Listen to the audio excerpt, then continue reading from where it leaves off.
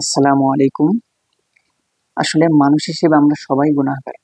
রাসূলুল্লাহ সাল্লাল্লাহু আলাইহি ওয়াসাল্লাম হাদিস শরীফের ভিতরে বলেন যে কুল্লু বানি আদম খাত্তাউন, প্রত্যেক বনি আদমই গুনাহগার।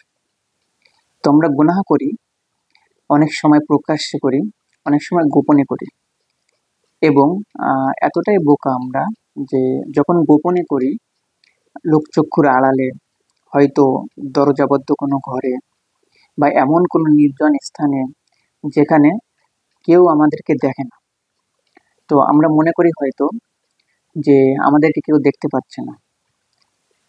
কিন্তু আমাদের প্রত্যেক ব্যক্তির গুনাহের যে আল্লাহ রাব্বুল আলামিনের কাছে সাক্ষী আছে, এই ব্যাপারে আজকে আমরা জানবো। আমরা প্রত্যেকেই গুনাহগার, হয়তো কম না হয় বেশি।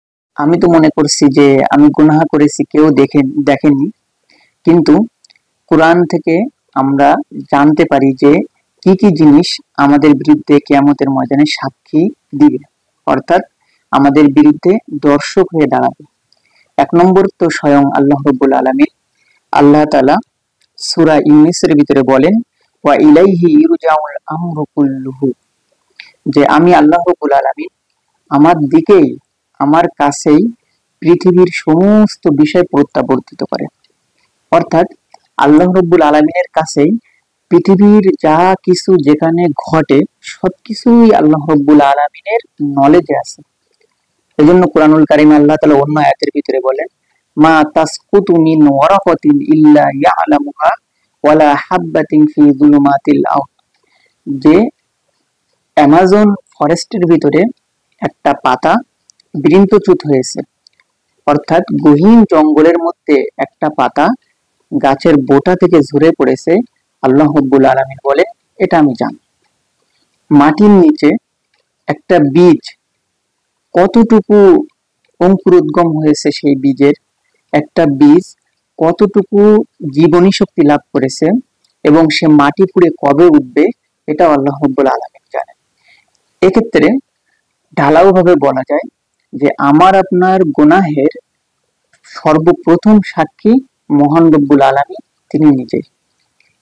এরপরে আমরা কোরআন থেকে আরো জানতে পারি, সূরা নূরের ভিতরে আল্লাহ রাব্বুল আলামিন বলেন, আল ইয়াউমা তাশহাদু আলাইহিম আলসিনাতুহুম, যে কিয়ামতের ময়দানে মানুষের গুনাহের সাক্ষী দিবে তাদের জিহ্বা বা টাং, অর্থাৎ যে জিহ্বা তারা কথা বলে, এই জিহ্বা কিয়ামতের ময়দানে তাদের বিরুদ্ধে সাক্ষী দিবে, বনি আদমের বিরুদ্ধে। নিজের জিহ্বা তার মালিকের বিরুদ্ধে সাক্ষী দিবে। তো এটাও আমাদের বিরুদ্ধে সাক্ষী হতে পারে আমাদের গুনাহের। এবং এরপরে হলো আমাদের হাত, যে ব্যাপারে সূরা ইয়াসিনের ভিতরে আসছে যে আল ইয়াউমা নাখতিমু আলা আফওয়াহিহিম ওয়া তুকাল্লিমুনা আইদিহিম, যে আল্লাহ রাব্বুল আলামিন বলেন কিয়ামতের ময়দানে আমি মানুষের মুখে তালা লাগিয়ে দিব, অর্থাৎ মানুষের মুখে মোহর মেরে দিব।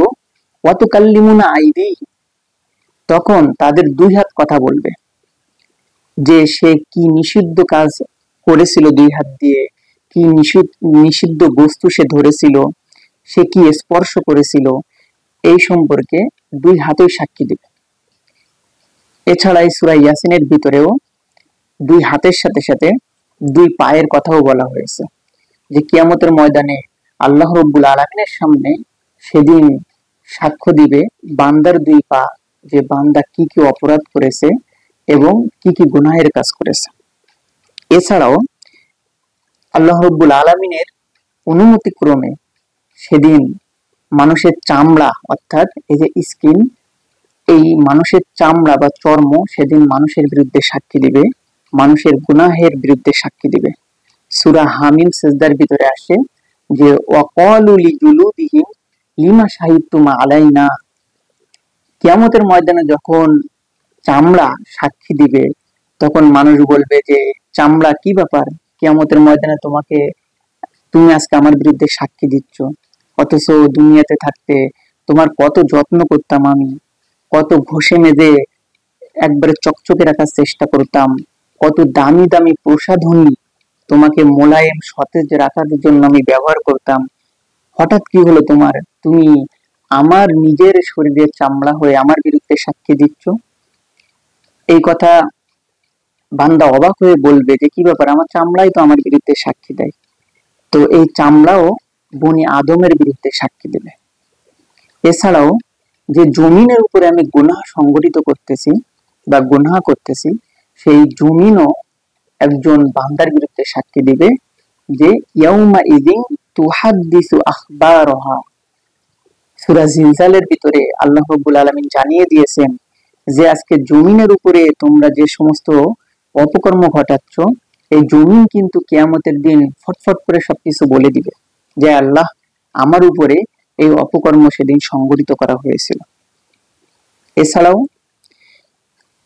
ফেরেশতা, আল্লাহ রাব্বুল আলামিনের একটা শক্তিশালী সাক্ষী হলো ফেরেশতা। আমরা সকলেই জানি যে কিরামান কাতিবিনা ইয়ালামুনা মা তাফআলুন, যে কিরামান কাতিবিন অর্থাৎ সম্মানিত ফেরেশতাগণ, তারা কিন্তু আমরা যা কিছু করছি সবকিছুই তারা লিখে রাখতেছে। সুতরাং তারাও আমাদের অর্থাৎ বান্দার গুনাহের সাক্ষী হিসেবে কিয়ামতের মাঠে উপস্থিত হবে। আর সবচাইতে কঠিন একজন সাক্ষী কিয়ামতের ময়দানে হাজির করা হবে তাকে, সে হচ্ছে কুরআন। অর্থাৎ আল্লাহ রাব্বুল আলামিন কিয়ামতের ময়দানে কুরআনকেও সাক্ষী হিসেবে তুলবেন এবং কুরআনকে যারা প্রত্যাখ্যান করেছিল, কুরআনকে যারা গ্রহণ করেনি, কুরআনের আদেশকে যারা মনে প্রাণে মেনে নিতে পারেনি, বা কুরআনের আদেশের বিরুদ্ধে যারা যুক্তি দাঁড় করিয়েছিল, কিয়ামতের ময়দানে কুরআন নিজেই সাক্ষী দিবে যে আল্লাহ, আমাকে অমুক জাতি বা অমুক ব্যক্তি গ্রহণ করেন। হয়তো তার ব্যক্তিগত জীবনে, সেটা হতে পারে তার পারিবারিক জীবনে, এই অগ্রহণযোগ্যতা হতে পারে তার সামাজিক জীবনে, রাষ্ট্রীয় জীবনে, এমনকি আন্তর্জাতিক জীবনেও আমি কোরআন আমাকে প্রত্যাখ্যান করেছিল। তো আমি বান্দা যখন গুনাহ করি, হয়তো সেটা হতে পারে পৃথিবীর সবচাইতে নির্জনতম স্থান, হয়তো সেটা হতে পারে পৃথিবীর সবচেয়ে দূরবর্তী স্থানে, হয়তো সেটা হতে পারে যে সমস্ত দিক থেকে আটকানো একটা জায়গা, যেখানে আসলে দেখার মতো সাধ্য পৃথিবীর কোনো মাখলুকের নাই। কিন্তু আল্লাহ রাব্বুল আলামিনের আদেশে, আল্লাহ রাব্বুল আলামিনের হুকুমে আমাদের বিরুদ্ধে বা আমার গুনাহের বিরুদ্ধে অনেক এমন এমন সাক্ষী আল্লাহ রাব্বুল আলামিন কিয়ামতের ময়দানে দাঁড় করাবেন এবং তাদের সাক্ষী হিসেবে উপস্থিত করাবেন, যাদের চোখ ফাঁকি দেওয়া আমাদের পক্ষে কোনোদিন সম্ভব নয়। আল্লাহ তাআলা আমাদের সবাইকে মাফ করে দিন, আমিন।